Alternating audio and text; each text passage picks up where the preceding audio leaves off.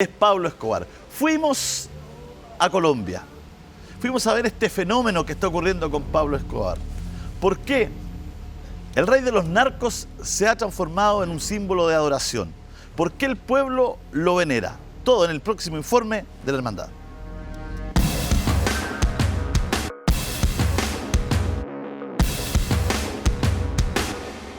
A continuación, cierto, pero inexplicable.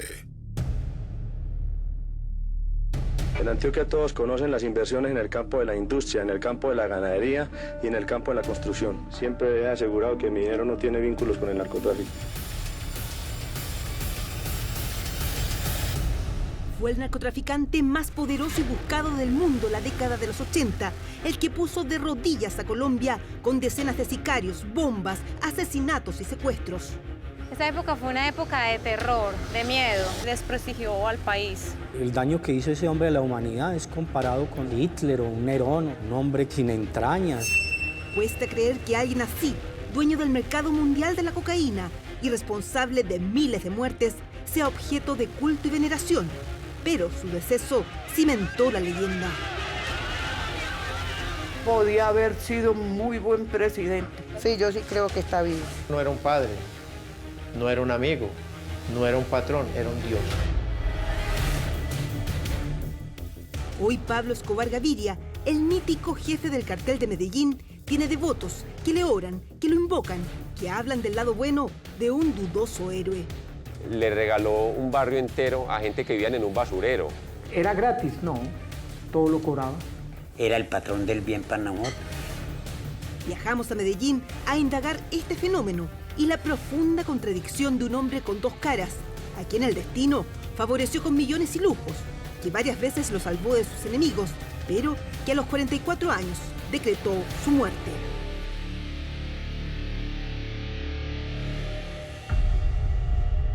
La inexplicable devoción de Pablo Escobar.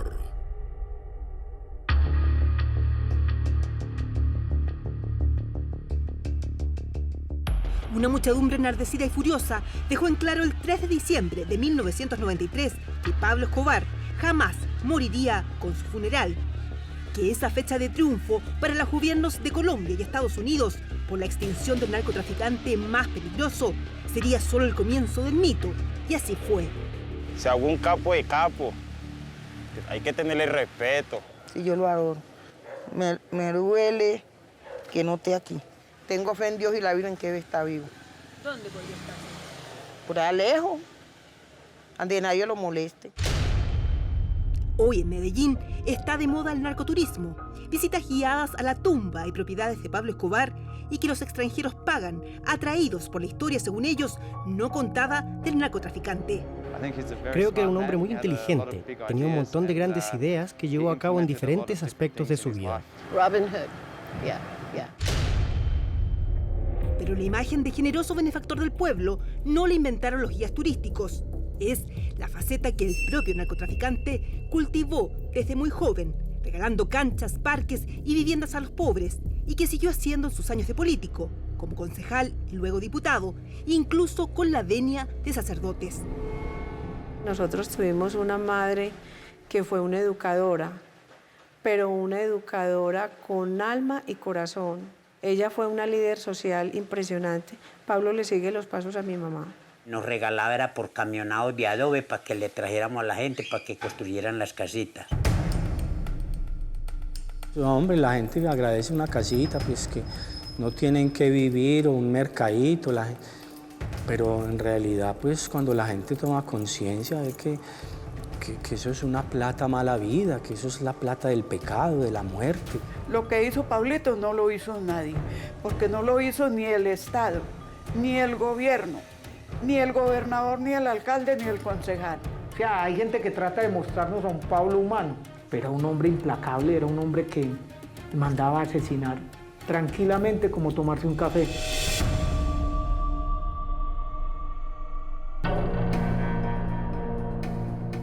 Lavado de imagen y dinero, estrategia de un narco o caridad genuina. Más adelante veremos cuál fue el punto de no retorno que transformó a este hombre de narcopolítico y benefactor del pueblo en un narcoterrorista sanguinario.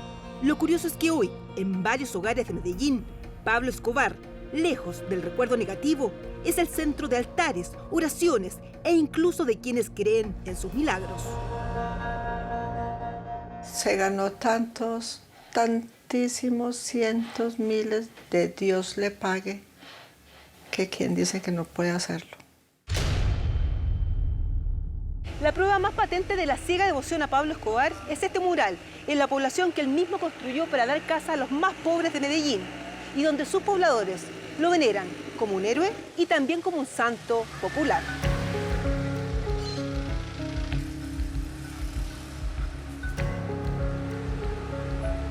Conscientes de los riesgos, ingresamos al barrio Pablo Escobar, escenario en el pasado de violentas matanzas entre bandas. Los problemas que más tenemos es sobre la drogadicción y el alcoholismo. Todo eso quedó atrás, nos dice Uberney, su dirigente vecinal y ex militar que perdió un brazo en un ataque de la guerrilla. Pero en la calle nos miran con desconfianza.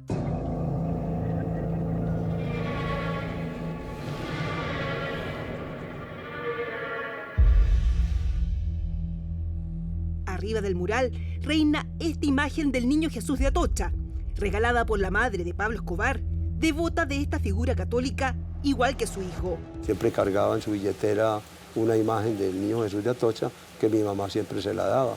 Mi mamá le colocaba en los pantalones, en la bota del pantalón, una medallita donde él ni siquiera sabía que la llevaba ahí. Placas de agradecimiento a Jesús y a Escobar como supuesto intercesor nos llaman la atención.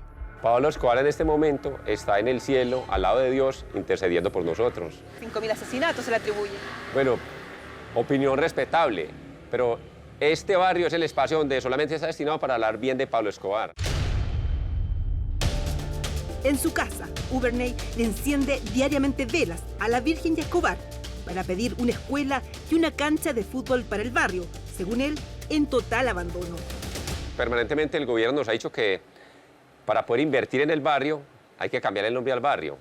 Y nosotros decimos que si bien nosotros necesitamos que inviertan en nosotros, la dignidad no se vende por bultos de cemento, no se cambia por plata. Nosotros no vamos a vender el agradecimiento que tenemos hacia Pablo Escobar a cambio de una obra.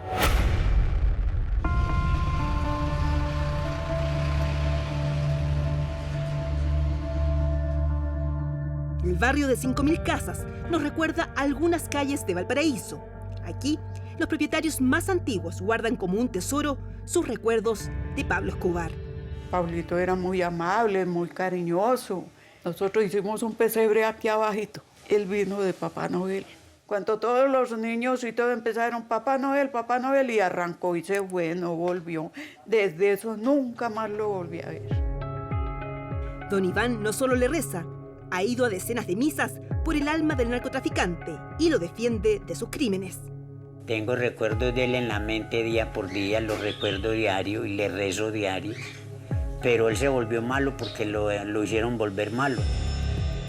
Esta dueña de casa no olvida que fue Pablo Escobar y no las autoridades quien la visitó cuando vivía en Moravia, el peor lugar de Medellín.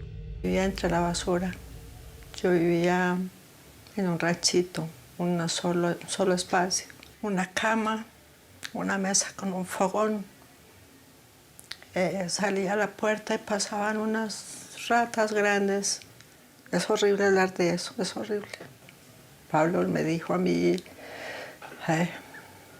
tenga su casa, tenga vida de otra forma diferente. Todos los días miro el techo de mi casa, miro mis paredes, miro mi cocina. Le doy gracias a Dios porque ese señor existió. Esta es la iglesia que Pablo Escobar Gaviria y su madre construyeron en este barrio marginal de Medellín. Por muchos años este templo permaneció cerrado, ya que la iglesia católica se oponía a hacer misa en una construcción financiada con dineros del narcotráfico. El templo ahora tiene párroco, el padre Gabriel, quien se escandaliza al oír que la misma gente del barrio que va a su misa venera a Pablo Escobar como santo popular en sus casas. Ah, sí, eso es pura ignorancia, por Dios. Eso es inconcebible, eso no se, ni hasta decirlo es un error grave, porque es que es un hombre que hizo maldad, un hombre malo, Un hombre que no hizo sino dañar a la juventud, a la sociedad. Es que la droga corrompió al mundo. A mí me avergüenza que Pablo Escobar sea de acá de Medellín. Lo siento. A mí me dicen, ¿usted trabaja en qué barrio? Yo no digo Pablo Escobar, por no mencionar el nombre. Porque el solo mencionar ese nombre es, para mí, terrible. El padre Gabriel habla con desdén cuando le preguntamos por el niño Jesús de Atocha que donó la mamá de Escobar a la iglesia, y al que se le negó un lugar dentro del templo y como nombre de la parroquia, ahora llamada Simón Apóstol. El obispo dijo, no, pues ¿cómo? Que algo que impuso Pablo Escobar y su mamá, no, que eso no se podía permitir. ¿Qué le provoca que esté en su templo este niño que era de Pablo Escobar? Pues a mí ni me va ni me viene, eso es la misma cosa. Que esté ahí, pues. Frente a las cámaras, los pobladores nos hablan de un barrio de paz, pero bajo anonimato, algunos vecinos nos confiesan que aquí Pablo Escobar sí reclutó sicarios. O sea, uno no puede adorar a quien tanto daño le hizo a su ciudad, a quien tanto daño le hizo a su país. O sea, ¿cuántos son los muertos de Pablo Escobar? Miles. O sea, el cartel de Medellín no murió con Pablo Escobar. El cartel de Medellín se transformó después de la muerte de Pablo Escobar. Y el cartel de Medellín hoy sigue tal cual. Y su imperio sigue acá.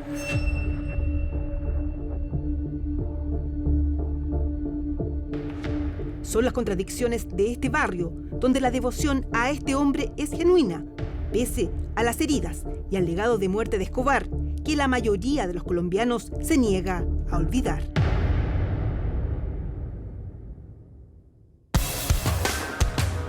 Luego, en La Hermandad, Infierno en la Torre. A más de 35 años del incendio en la Torre Santa María, testigos aseguran que espíritus de bomberos y personas que perdieron la vida aparecen misteriosamente en el lugar. Real o no, usted decide. La Hermandad, misterios y fenómenos sin explicación. Ya volvemos. Visitamos lugares misteriosos.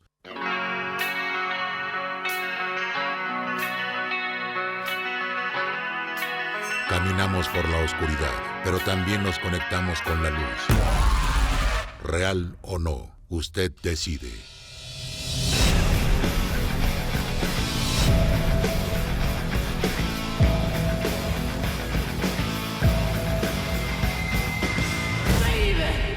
Continuamos con misterios y fenómenos sin explicación.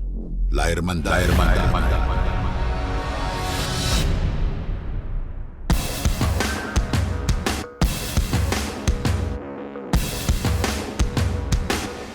Ya estamos de vuelta acá en La Hermandad. Estábamos viendo el tema de Pablo Escobar. Estuvimos en Colombia. Don Hugo, ¿cómo es posible que un delincuente, un narcotraficante de esta calaña, digamos, se transforme en un símbolo de adoración para los colombianos? En general, estos casos son mucho más frecuentes de lo que nosotros sabemos. Gente que, a pesar de ser de mala conducta, incluso bandidos y criminales, que a la vez hacen el bien ayudando a la gente más necesitada. Van creando una aureola de bondad. Ve un caso de Arsenio Lupán, el caso de Robin Hood, el caso de Émile Dubois, el Chacal del Agua del Toro, Pugachev. Hay una enorme cantidad de personas que la gente va creando una leyenda y un mito en que se confabula la gratitud, el echar de menos de alguien que en el momento de apuro le extendía una mano. Entonces todas estas cosas van formando una especie de bagaje que lo depositan en aquella persona y se van olvidando las fechorías que hacen. Ese es el primer. Y el evento que es bastante frecuente. Yo conozco varios casos de personas que han sido personas que han hecho mucho mal, pero como han hecho accidentalmente bien a otras personas, la gente cree que comparte con ellos aquello que ellos necesitan y que incluso le roban a los ricos para darle a los pobres, como el caso de Robin Hood. Es verdad, sí. Es verdad que Pablo Escobar se cargó por lo menos a 5.000 personas. Uno recuerda el vuelo 203 de Avianca, que mató en ese vuelo a 107 personas, es decir, Pablo Escobar se las traía. Pero al mismo tiempo deja una gran enseñanza a todo esto, porque en realidad, mira, nadie puede decir que es absolutamente malo. ni absolutamente bueno. Todas las cosas al fin y al cabo son y no son al mismo tiempo. Todo lo que nos rodea. Entonces es increíble como este personaje que generó, sobre todo uno tiene que recordar el año 1989, 1990, cuando desata a todos sus sicarios, comienza a matar jueces por decenas. Y al mismo tiempo, para limpiar su imagen, como decía, también hacía estas poblaciones, le daba mucha plata a la gente, plata del narcotráfico. Por lo tanto, desde mi punto de vista, la primera enseñanza es que es esa, que nadie es absolutamente bueno y nadie absolutamente malo. Nadie puede decir que es la encarnación del diablo. Pablo Escobar. Yo también creo en eso, fíjate, me parece un tanto infantil cuando de repente la gente se refiere a otras personas como buenas o malas. Sí. Ahora, hizo barbaridades, es sí, verdad. Por supuesto. Hizo claro cosas sí. horrorosas. Y yo creo que hay gente más que mala, equivocada, errática, que va dejando la escoba en el fondo. Ahora, pero no tiene que ver un poco también, perdón que te meta en este tema, pero no tiene que ver un poco con la sintonía que hay con la gente más humilde, con la gente más popular. Pablo Escobar se crió en las comunas que le llaman en Medellín. Son comunas, ¿no? Que son como las poblaciones, lugares hechos, casas hechas ahí por los mismos habitantes que se iban ampliando, creciendo en los cerros, donde no había nada más que hacer que trabajar en alguna, entre comillas, de los estadios del narcotráfico, ¿no? Desde sicarios, ¿no es cierto?, hasta vendedores, niños, los casos de los niños que salían de su colegio para encontrar algún trabajo que tuviera que ver con el narco. Entonces, esa pobreza, ¿no es cierto?, esa precariedad en la que vivían, no los llevaba de una u otra forma también a atender a estos personajes que de una u otra forma les contribuían para la vida cotidiana, para el día a día. Por supuesto. Ojo, la pobreza es caldo de cultivo no solamente de la droga en el caso de Pablo Escobar, sino que también de otras fechorías, de otras cosas y de otros ámbitos de la sociedad. Ahora, dentro de todas las cosas más tremendas es darse cuenta que en realidad él estaba haciendo este bien con todo lo que significa la cocaína. La cocaína como producto, como droga, es un elemento que te destruye el cerebro humano, te genera angustia, te genera personas sin valores morales mínimos, inmoralidad máxima. Esas son las consecuencias del consumo de cocaína a largo plazo. Muy distinto de la coca como hoja, porque la coca es una planta enteógena, es decir, tiene un dios adentro, pero el procesamiento de la cocaína es el gran flagelo que está, que está destruyendo a muchas partes de la sociedad. ¿Por qué? Porque aquí hay una interdependencia que uno la tiene que señalar, porque todo lo que hacía el cartel de Pablo Escobar, ¿ya? Claro, Cristian, pero es que yo te llevo al punto de que lo vemos en el reportaje, Fabiola estuvo de la hermandad en Colombia, no son la gente pudiente, los profesionales, la gente universitaria la que adora a Pablo Escobar. Es la gente pobre. Es la gente pobre, la gente popular. Es la gente que no tuvo oportunidades no es que a nivel gobierno. Después de escuchar al doctor Fay, me da miedo intervenir y puedo aparecer como defendiendo la causa de ese bandido. No, estamos tratando de explicarla. Vamos a explicarnos la actitud de la gente. Sí. Esa pobre mujer que vivía pobremente en un basural, que la saquen de ahí y la pongan en una casa. Esa persona es agradecida. Absolutamente. No le importa lo que haya hecho el otro. El dinero, nada. Pero la persona que se lo ha entregado pasa a tener un afecto especial.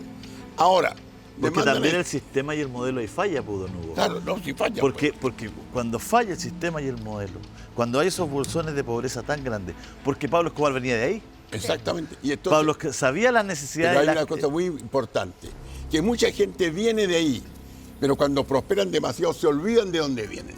Sí. Entonces este hombre no se olvidó. Ahora, que en realidad, ahora que le mandaban a decir misa, pero por supuesto que sí. Sí, se le puede mandar a decir misa a cualquiera persona que haya fallecido. O sea, solamente hay que a los virtuosos mandarle a decir misa, también a los pecadores. Pues. Especialmente a los pecadores. Especialmente a los pecadores. Por lo tanto, nosotros no sabemos qué es lo misterioso que hay en esto. Pero todo esto está precisamente ubicado en un plano en el cual se conjugan elementos. Uno es la gratitud. Segundo, la admiración. Tercero, el mito y la leyenda, que se va Don Hugo, creando lo en pongo torno una a estas dificultad personas. mayor. Sí. Pero otra cosa es que haya una capilla que se construyó con el dinero de Pablo Escobar y que un cura haga misa adentro de esa capilla. Ahí no hay, como vimos en el reportaje, ahí hay contradicción, podría ser cuestionable, se lo pregunto, Don Hugo, desde el punto de vista quizás de la comunidad católica. Bueno, en realidad no es lo más recomendable, estamos de acuerdo. Pero el hecho de que se construyó esta iglesia ahí y que hay que averiguar si fue bendecida o no por el obispo, el hecho que la gente concurre a aquel lugar donde no tenían lugar de culto. No tenían lugar de culto. Ahora, ¿con qué plata? Sabemos que con qué plata se hizo.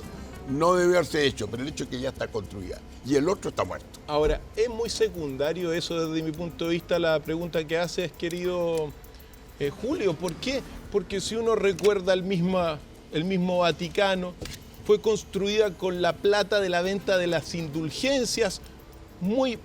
Gran parte de la capilla, no de la capilla, sino que del mismo Vaticano, construido con la plata de la venta de las indulgencias de Julio II, León X y otros papas. Entonces, es secundario. En realidad, la construcción material es desde mi punto de vista, muy relativo. Pero se plantea también... No, porque yo lo encuentro relevante porque es cultural. Porque hace, si Pablo Escobar... En los lavados de dinero que construye... Si Pablo Escobar quizás viene a Santiago de Chile y dice, oiga, voy a poner platas para una capilla aquí en Recoleta, en San Ramón, voy a poner ejemplo, en San Ramón, lo más probable es que no. Es que la iglesia le diga que no, pero es porque quiero meterme en la cabeza del tema que estamos viendo. ¿Por qué la adoración? ¿Por qué el ya pedirle milagros? ¿Por qué la identificación con la gente popular? Entonces va desde la construcción de una capilla, como dice Hugo, porque no había nomás, y no estaban los recursos y nunca iban a estar. Y la devoción de la gente, porque la gente también es devotamente religiosa. Hay una especie ahí de sincronía, que es muy común en casos como este. Habría que estar allá y darse cuenta el grado de cultura que tienen, cuáles han sido sus tradiciones. Pero el problema es que la necesidad, alguien dijo, tiene cara de hereje.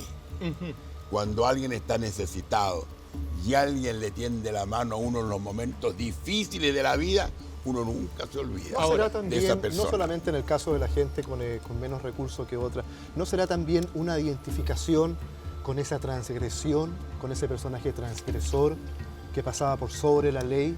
¿No será también una identificación desde el lado a lo mejor oscuro de cada Pero uno? una ley y un modelo que ellos consideran injusto. A ver. Que ellos consideran que los oprime. Porque hay muchas series que también quiero llevarlo al punto de si estas series de televisión quizás no engrandecen la figura de los narcos.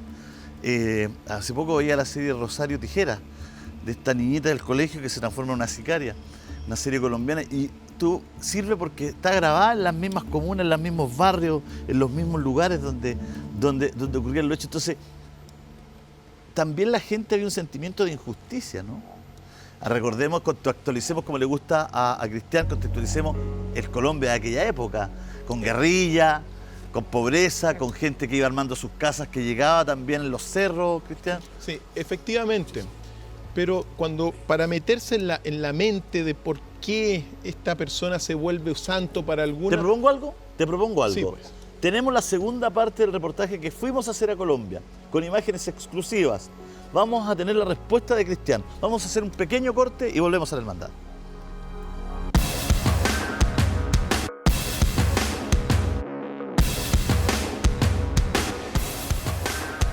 Luego, en la hermandad, continuamos con misterios y fenómenos sin explicación. ¿Real o no? Usted decide. Ya volvemos.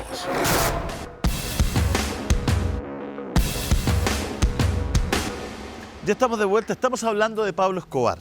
Estamos hablando de esta leyenda que de una u otra forma ha sorprendido al mundo porque su figura se ha santificado. Cristian, quedamos con una respuesta tuya. Sí, mira, desde mi punto de vista, ¿por qué es amado y venerado Pablo Escobar?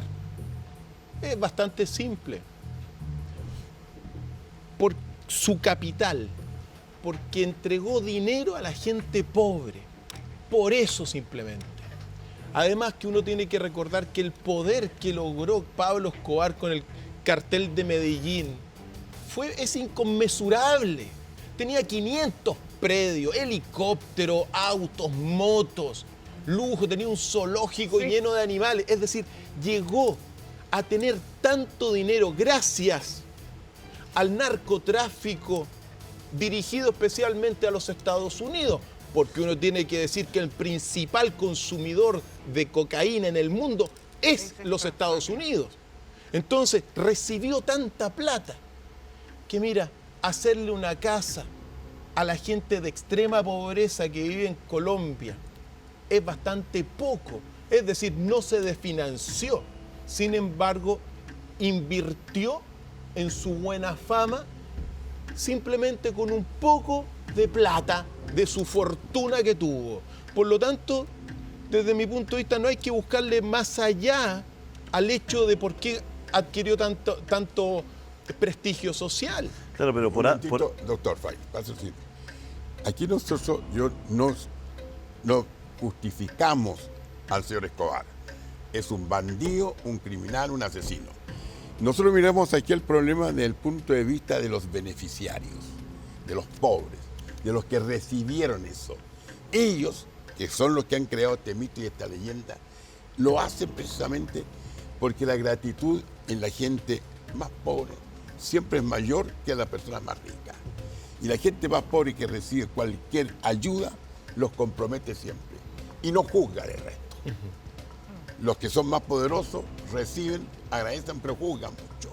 Entonces aquí el problema está en que no se justifican los crímenes, pero sin embargo hay que explicarse la actitud de la gente.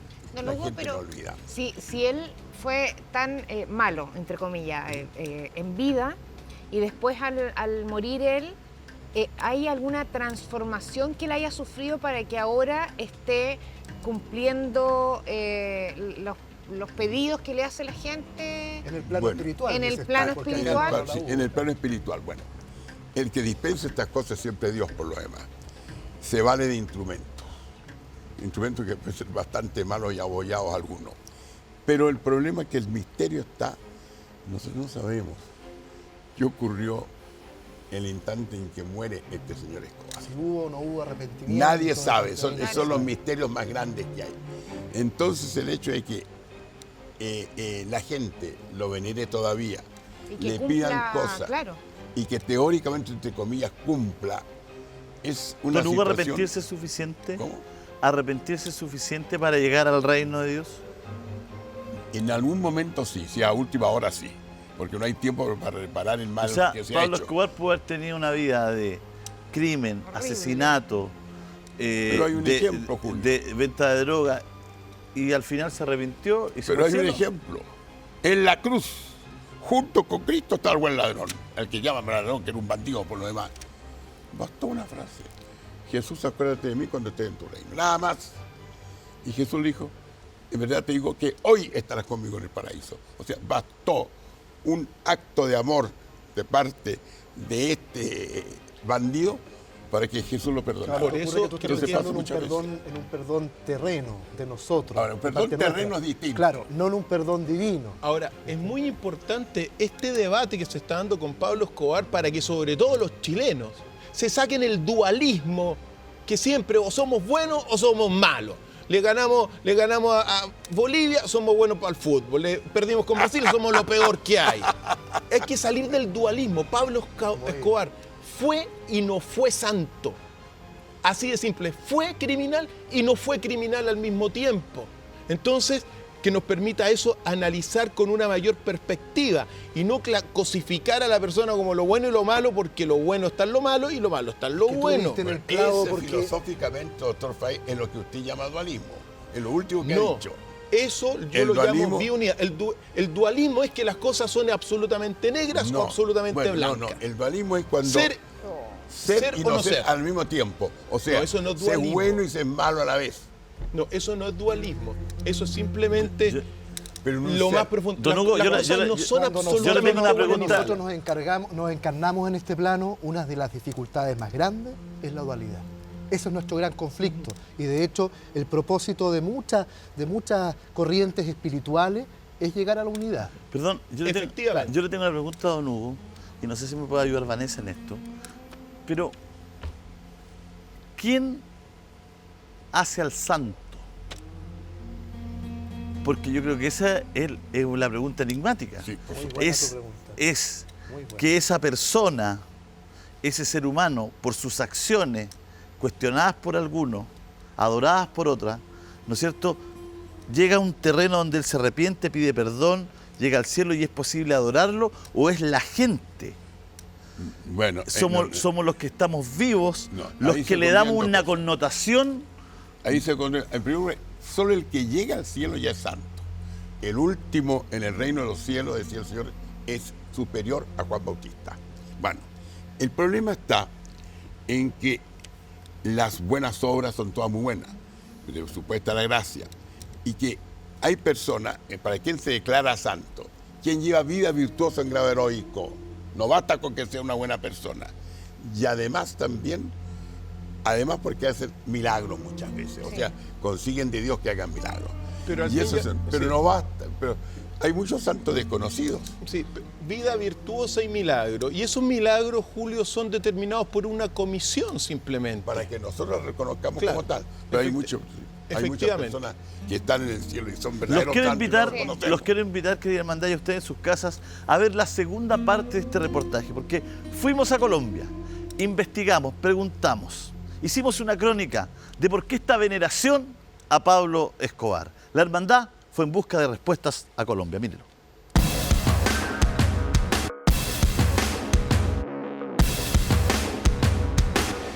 A continuación, cierto, pero inexplicable.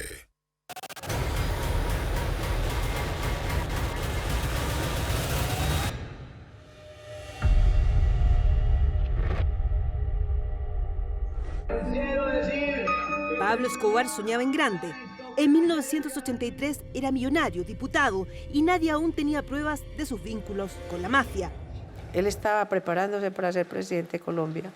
Él le dijo a su señora, prepárese para ser la primera dama de este país, y ella se preparó. Pero su plan lo arruinó este ministro de Justicia, que lo acusó de narcotraficante. Escobar fue expulsado del Congreso. Quiero informar a la opinión pública que el señor ministro de Justicia tiene un plazo de 24 horas para que presente las pruebas concretas. Esa fue su última aparición como político. Escobar se puso las botas de guerra y eliminó al ministro. Eso produjo un choque impresionante en nosotros. Yo lo digo específicamente en mi mamá y en mí y en mi papá, porque yo creo que éramos los más inocentes de todo lo que había alrededor. ¿Cuánto vio sufrir usted a sus padres? Mi mamá murió de pena moral. Mi mamá ya no quería vivir. Para impedir que él y sus socios fueran extraditados a Estados Unidos, Escobar se transformó en el patrón de los sicarios, asesinos a sueldo que sembraron el terror en Colombia y que, lejos de pactar con el demonio, venían aquí a recibir la bendición de la Virgen. Un ritual religioso muy arraigado tenían los sicarios de Pablo Escobar. Antes de asesinar y secuestrar, venían a este santuario a pedirle a la Virgen por el éxito de sus crímenes. Una costumbre que aún no ha cesado en Medellín. Mi hermano trabajó con Pablo. Mi hermano le decían John Jay. Mi hermano no faltaba todos los viernes acá y a la misa que hacían. Y le ponía veladores y todo. Por eso seguimos en la casa de rito, de venir aquí donde la Virgen Mística. Siguen viniendo los muchachos sicarios, todavía vienen de la Virgen. Si de pronto van a hacer alguna cosa, algún trabajo malo, para que les vaya bien. Alba hace 30 años vende velas a los sicarios de Medellín. De ellos son varias placas de agradecimiento, pero también aún recuerda la presencia aquí de Pablo Escobar. Venía pues con los escoltas, compraban las velas las prendían allá y ya no se demoraban casi nada y se iban. Hacían un caminito y llenaban las escalas también de velas. Compraban muchas, por ahí 200.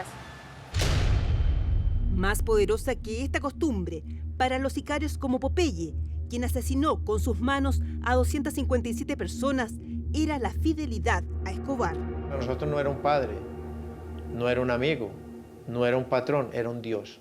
Pablo Escobar Gaviria medía unos 64, una cosita así. Cuando tú lo mirabas a los ojos, tenía una energía poderosísima. El patrón nos pagaba muy bien los asesinatos y nos regalaba cosas, casas, fincas. ¿Pero cuánto crees tú que ganaste? Pues en esa época, por ahí 10 millones de dólares en efectivo y 12 millones de dólares en propiedad, que son por ahí 60 millones de dólares hoy en día, que para un asesino es mucho. Popeye, quien admira a Pinochet y tiene un socio en Chile para vender sus poleras y libros, salió de la cárcel hace 3 años, tras cumplir una condena de 23. Yo hoy en día ya estoy arrepentido. No valió la pena tomar tantas vidas para tumbar las tradiciones y el gobierno la reimplantó a los 4 años de muerto el patrón. ¿Tú crees que Dios te perdonó por tantos crímenes? 100%, sí. Pues yo soy un hombre de fe. ¿Dónde está tu patrón? En el infierno. Dios en vida de los sicarios y rey de la mafia, Escobar creó a 165 kilómetros de Medellín su propio imperio. Esta es la entrada a la Hacienda Nápoles, el paraíso de los lujos de Pablo Escobar y la central de operaciones del cartel de Medellín. Ahora está convertida en un parque de diversiones al que vamos a entrar.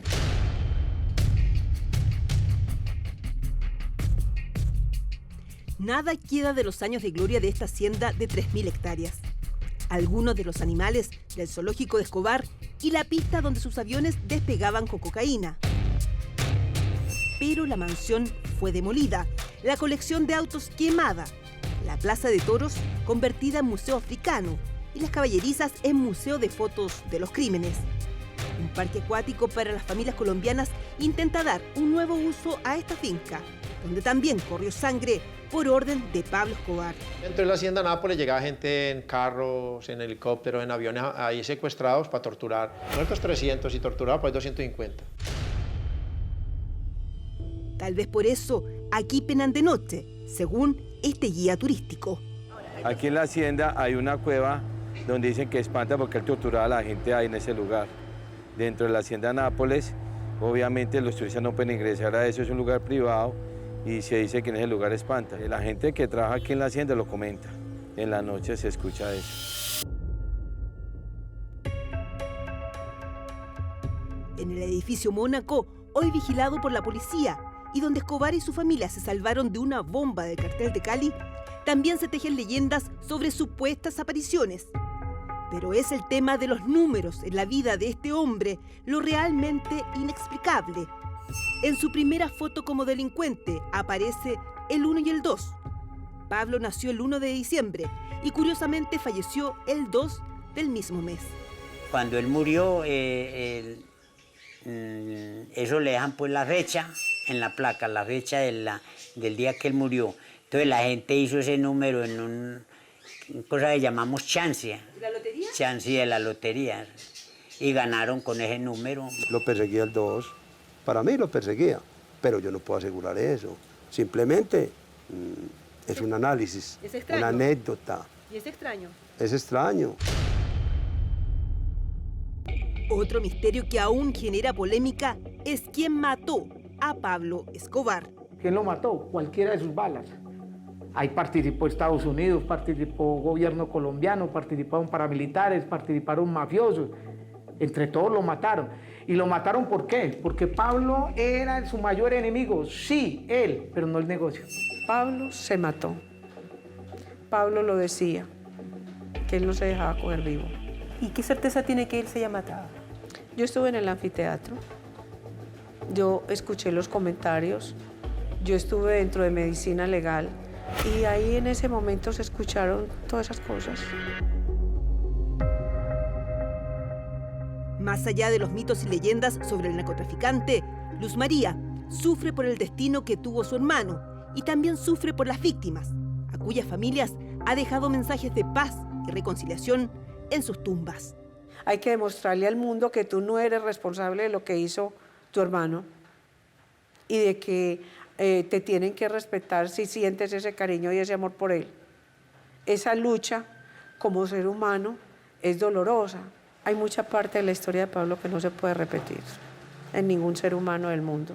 El mensaje mío para el mundo entero: un no a las armas, un no a la violencia, un no al narcotráfico, un sí al perdón, un sí a la paz.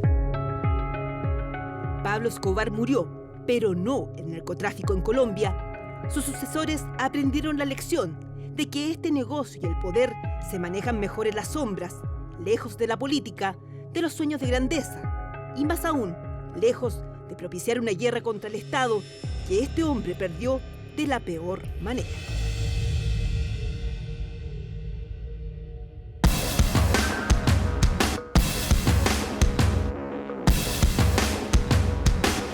Qué historia la de Pablo Escobar, ¿eh? Yo le voy a hacer la pregunta a mi querido Hugo, quizá de otra forma, pero que está en base a lo mismo. ¿Quién le da el poder de conceder esos milagros? ¿La figura de Pablo Escobar arrepentida en el reino de los cielos o la fe? La energía de la gente que pide que ocurran esas cosas. En realidad, lo más importante es la fe de la gente que pide esas cosas. Que puede pedírsela equivocadamente una persona, pero si eso conmueve a Dios, Dios lo va a conceder de todas maneras. Porque Dios es el que hace el milagro. Y precisamente la fe es la que mueve montañas. Siempre lo hemos escuchado. Porque ya Pablo Escobar no se transforma en el santo ni en el fin, sino en el puente. De la fe de un grupo de personas que vive una experiencia el puente, nosotros no sabemos dónde comienza, pero no dónde termina. Un puente que no llega a la otra ribera del río no sirve como puente. Pero, sin embargo, puede que alguien, con mayúscula y doble mayúscula, reciba lo que se está pidiendo y prescinde de a quién se lo ha pedido. Y eso es precisamente lo que creo que ha ocurrido con Pablo Escobar. Porque estábamos recién, en la primera parte del reportaje, yo le hago un comentario al profesor Hugo, le pregunto, ¿esto tendrá que ver con un tema de fe de parte de la gente que se produzcan estos milagros? Y usted me dijo, actitud más que fe, ¿cierto? Claro, o la actitud con la fe. Ya. La actitud con la fe, claro, la fe es una actitud. Es una actitud, claro. Sí. Además, y ocurre también, por supuesto, que una persona con fe, con confianza, tiene una predisposición psicológica positiva distinta y puede también facilitar ciertas situaciones, favorables. Entonces sí, yo creo que sí. Y tú hiciste una pregunta que a mí me llamó mucho la atención, antes de ir a la segunda parte de la nota. Hiciste una pregunta así como, ¿quién es el que determina los milagros? ¿Quién es el que...? Fue algo así, ¿no? Sí, claro. Sí. Pero para mí eso nos conduce a un terreno muy delicado, donde yo me planteo otra pregunta, espero que los compañeros de la mesa acá no me maten con lo que voy a preguntar. ¿Quién determina las leyes espirituales? Esa es mi pregunta. Un poco más atrás que la otra, claro. ¿No es el hombre también? Porque, ¿quién las determinó? Bueno, no, es que aquí hay una posición básica. O sea, personas que tienen fe, por supuesto, que es lo sobrenatural. Ahora, quienes no tienen fe creen que es solo un efecto de carácter psicológico. Pero lo que ocurre es que muchas veces se piden cosas por un milagro que no son simplemente psicológicas, sino que simplemente pueden tener otro tipo de envergadura. Claro. Por ejemplo, se pide, que haya paz, que haya armonía en una sociedad. No depende de mi psicología exclusivamente, sino que depende de otro tipo de actuaciones. Pero una mamá que tiene a su hijo, no sé, enfermo, muy enfermo, y por ejemplo, con un cáncer terminal al cerebro. Claro. Exactamente. No basta la pura fe. La fe es lo que mueve. Ya, pero ¿y si esa mamá va todos los días y pide, claro, y el hijo de un día para otro le hace un escáner y no tiene nada? Por supuesto, ahí se opera un milagro. ¿A qué se le atribuye? Ahí se le atribuye a Dios por la fe de la madre. Ya. Es la fe la que mueve. ¿A quién le haya pedido la sanación? En el fondo, exactamente es eso. Cuando se produce un hecho sobrenatural, es Dios siempre el que lo administra. Ahora permítame usted un segundo llevarlos a otro terreno. Yo creo que no haga más preguntas. Yo creo que los tres van a estar de acuerdo. No, esta no es una pregunta. También ocurre muchas veces que una entidad de un plano astral bajo muchas veces se hace pasar por una persona que no está viva y comienza a dar datos y comienza a hacer milagros y comienza a engañar, a entrampar a quien le está solicitando esta ayuda. Yo no me había querido meter en ese punto. No me había querido meter en este ¿Y tú crees que en Pablo Escobar puede ocurrir eso? Sí, yo no me quería meter en este punto porque pueden creer que es la tecla mía. Efectivamente, tiene razón el doctor Álvaro. Efectivamente también el diablo puede intervenir. El diablo hace portentos, puede hacer portentos, puede hacer portentos. Padre de la mentira. Padre de la mentira, claro. Engaña y puede hacer pasar por bueno lo que es malo. Pero llevándolo a este tema, ¿podría ser Pablo Escobar? No. ¿Podría ser la figura de Pablo Escobar más un demonio que un santo? Pero quiero meter tu idea en el tema. Sí, yo creo que sí, pero en algunos aspectos nomás. Pero por otro lado, el bien que se hace, ¿lo puede hacer el diablo? No, yo creo que no. Exacto. Porque fue muy malo, pero hizo aquí cosas estamos muy buenas. Nosotros en un plano del cual estamos un poco fuera, que sería el plano sobrenatural, de lo alto, de lo bajo, como dirían ustedes dos, que ubican los seres por capas, más o menos. Sí, una forma de organizarlo en realidad. Ya, organizarlo. Sí, de una manera no, yo no me sé organizar lo que no me corresponde. Bueno, el problema está que allí hay un misterio y precisamente hay que penetrar los misterios es imposible porque dejarían de ser misterios. Claro. No los podemos explicar, pero el hecho concreto es que las cosas ocurren y algunas razones. Además, hay una frase, a mí me gusta citar esa frase que dice que Dios escribe derecho con caracteres torcidos. ¿Qué caracteres serán? Eso es bien poético en todo caso, pero es verdad poético, porque pero una metáfora. Sí, es una metáfora. Ahora, hay una cosa, un par de detalles tengo que referir. Las leyes no las dispone el hombre, no las ordena todas el hombre. Hay algunas que sí, pero hay leyes superiores, leyes universales que el hombre las descodifica, las entiende, como la ley de gravedad, la fuerza de gravedad, la fuerza electromagnética, la fuerza nuclear fuerte, la fuerza nuclear débil, son leyes superiores a nuestro posicionamiento. La ciencia las entiende y las explica. Sí, pero las entiende, pero son superiores a uno. Ordenan el universo. Pero son comprobables. No, pero hasta el momento son comprobables, claro. Claro, es que la ley de gravedad no la inventó. Hay algunas que reconocen su existencia, pero no la controlan. Por ejemplo, podemos explicarnos nosotros el fenómeno de la luz que pasa espacios vacíos, una serie de cosas. Podemos nosotros explicarnos la misma electricidad. Claro. Podemos explicarnos nosotros tantas otras cosas. El funcionamiento de las cuerdas vocales, el misterio del cerebro humano, tampoco. Pero sin embargo sabemos que existen y sabemos cómo funcionan. Pero las explicaciones faltan. Y la ciencia siempre estará luchando, bregando para encontrar explicaciones. Pero llegará el momento en que nunca. Pero por ejemplo, ¿usted cree en el terreno de la experiencia? Pero por ejemplo, llevándolo a ese plano, ¿usted cree que la experiencia le sirve mucho porque puede establecer leyes? Hugo, en medicina sobre todo. ¿Usted